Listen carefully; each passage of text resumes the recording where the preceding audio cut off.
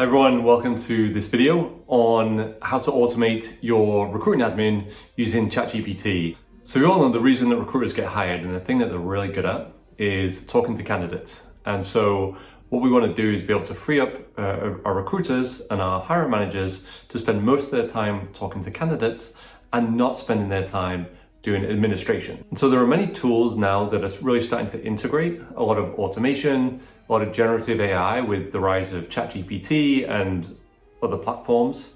But what are you going to do while you wait for your applicant tracking system or your CRM to actually have a reliable way to do this and to actually automate much of that work for you?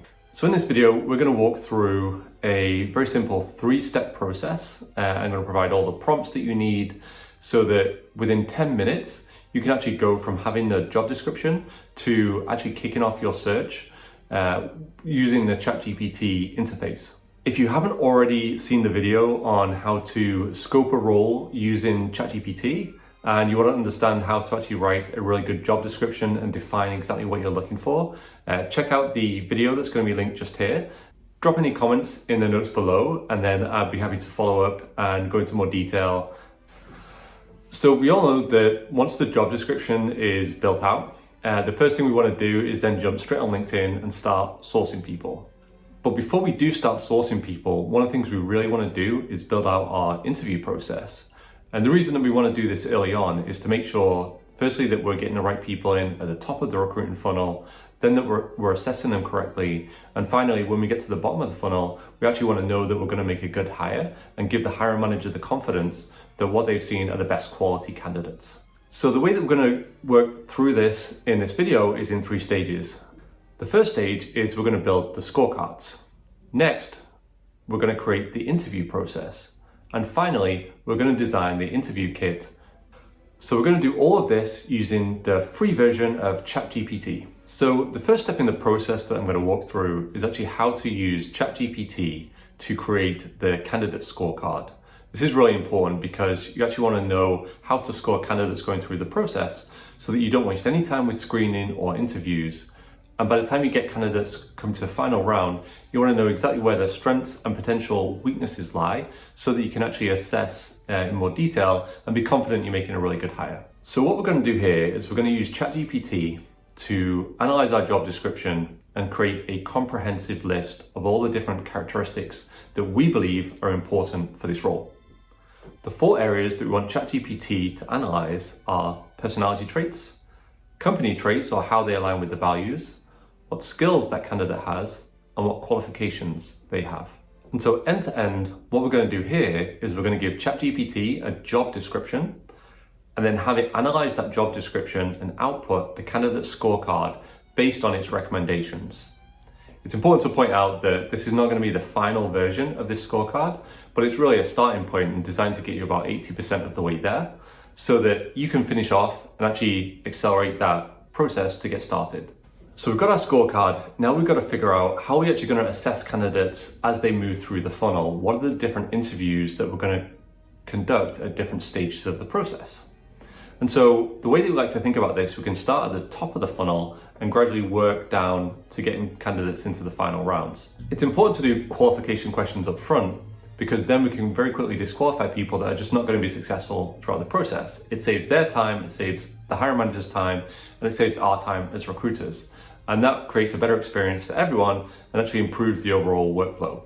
Now what we're going to do is create a really effective end-to-end recruiting process using ChatGPT to help us build each stage of that based on the abilities, skills, and traits that we defined in the last section. So the input to ChatGPT here is the skills and abilities scorecard that we developed in the last step, and also any additional preferences that the hiring manager or the organization may have when thinking about how they interview people. And so in my last organization, when I was interviewing managers, I always like to use a case study because that would give them an opportunity to work through a problem together with me, and it would give me an ability to assess how they deal with new information, how they actually think through problems, and then how they communicate that back to me, which was really important when I'm building a team of managers. So once we've actually incorporated this prompt, now what we can do is have ChatGPT generate this interview process for us And the output is they're going to tell us which stages we're going to be using to move candidates through and what types of skills, capabilities, and traits we're actually going to be using to assess at each stage in the process. You can then use this to put into your applicant tracking system, or if you're not using an ATS currently, actually design a very basic system using Trello or some kind of project management software, just to ensure that you're providing a consistent process to assess candidates as they're moving through each stage. Okay, we're almost at the end, but the final step in the process is we want to create a list of questions that we know are going to be effective at assessing the candidate against the things that we believe are important.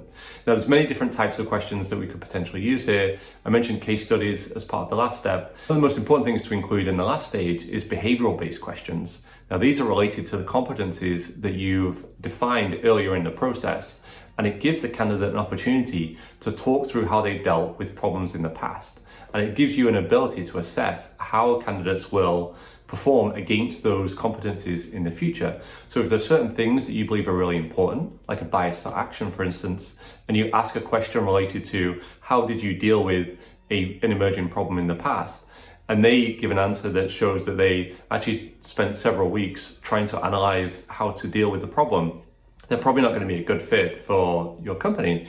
And it's important to find this out before you hire them, because otherwise it's not going to be a great fit and produce a really terrible post-hire experience for both the candidate and the hiring manager.